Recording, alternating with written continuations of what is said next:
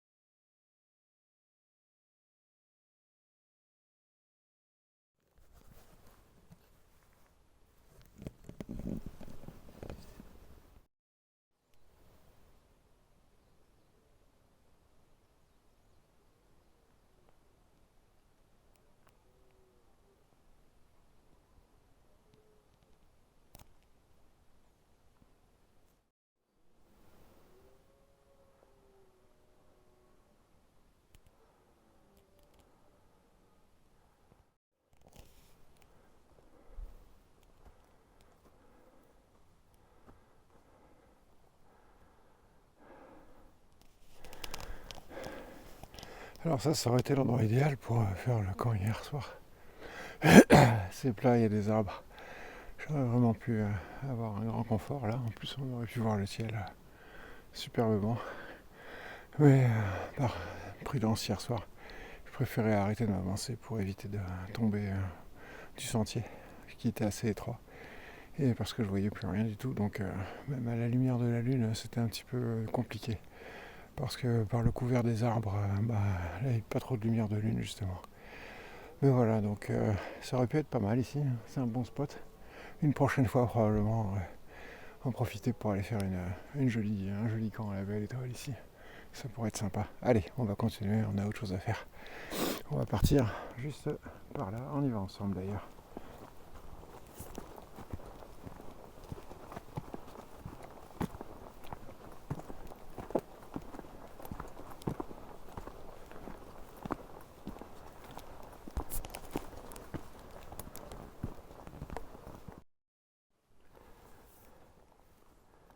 Alors c'est assez tentant de penser que ça c'est une pièce d'artillerie qui est détruite évidemment. Ça y ressemble beaucoup, ça se trouve c'est complètement autre chose, mais pour le coup c'est assez étonnant.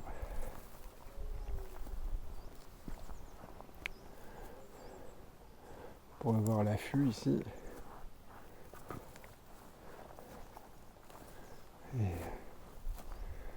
quelque chose qui ressemble bien à un canon.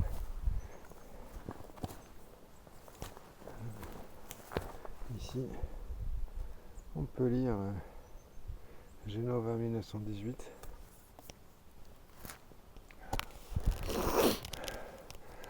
Bon, là je suis face au soleil donc je vois rien du tout. Voilà.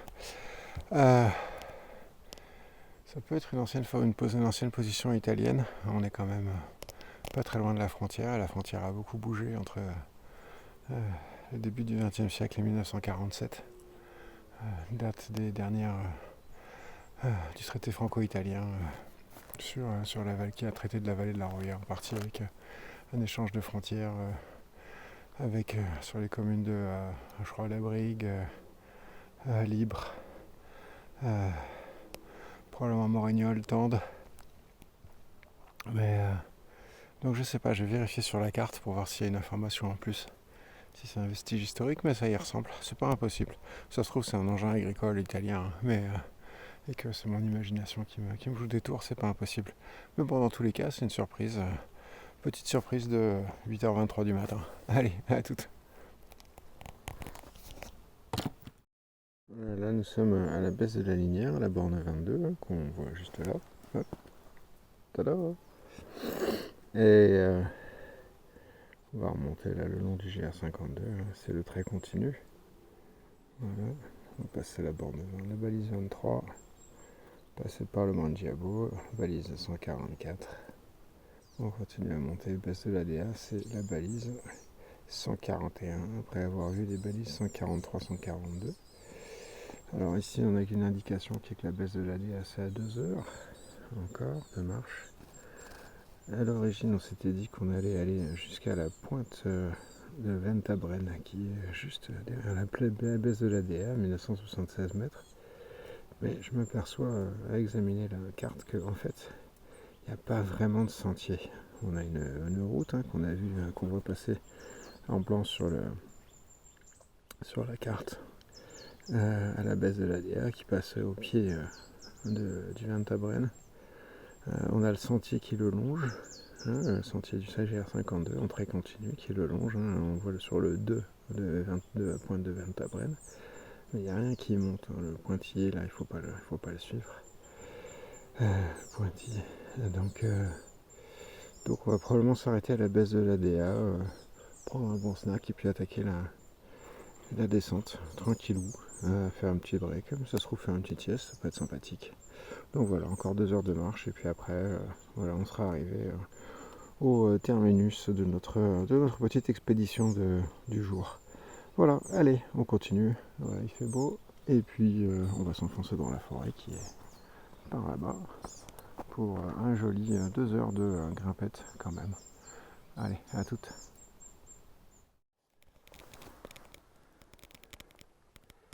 Un petit nid là qui est tombé.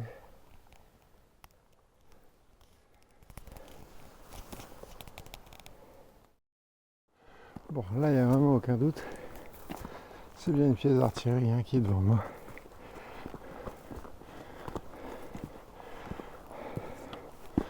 Il laisse traîner partout, c'est extraordinaire. Franchement, il faudrait faire un petit colis. Genre, vous avez oublié ça. Mais bon, voilà. Pièce italienne, je suppose aussi. Probablement Deuxième Guerre mondiale. Même si le canon qu'on avait vu, c'était 1918. Le premier. Mais en général, on les garde plus de 20 ans. Donc, alors, est-ce que surplombait cet endroit? La vue est absolument superbement magnifique. Absolument magnifique ici. J'ai un tout petit trou ici. J'ai un autre tout petit trou ici. Voilà. Je me pose un peu la question de savoir si en fait notre pièce d'artillerie n'était pas là à un moment et que ça c'est une explosion. Après tout, un petit cratère comme ça, ça pourrait être bien ce qui a coûté la vie à cette pièce d'artillerie. Et si c'est le cas, probablement aux personnes qui s'en occupaient. Alors on voit la mer tout au fond là-bas, c'est fantastique. C'est merveilleux, ça doit être Nice qu'on doit voir. Je pense que si je force un peu mon regard, je devrais réussir à voir la piste à hauteur de Nice-Saint-Augustin.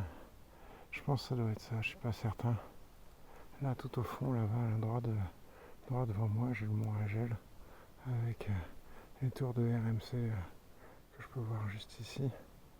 Et puis Radio Monte Carlo. Et derrière, la base militaire du mont Agel. C'est une base de l'armée de l'air. Évidemment, elle est interdite d'accès. Donc si j'ai raison, ça veut dire que juste devant moi, j'ai la baie de Villefranche. Avec, oui, c'est ça. Avec juste là, encore, on voit vraiment pas du tout. Mais moi, je le vois directement dans l'alignement de mon bâton. C'est l'observatoire de Monaco qui est juste là derrière. Ok, bon. Ça nous localise, donc c'est bien Nice qui est au fond dans ce cas-là. C'est superbe. Moi, je suis content d'être monté jusque là pour vérifier cette petite pièce d'artillerie et puis voir où en étaient les servants d'artillerie s'ils ont effectivement fait boum juste ici. Et dans ce cas-là, c'est chaud parce que voilà, la guerre c'est une chose délicate et difficile, mais les pertes de vie c'est toujours triste quel que soit le conflit. Allez, ciao ciao.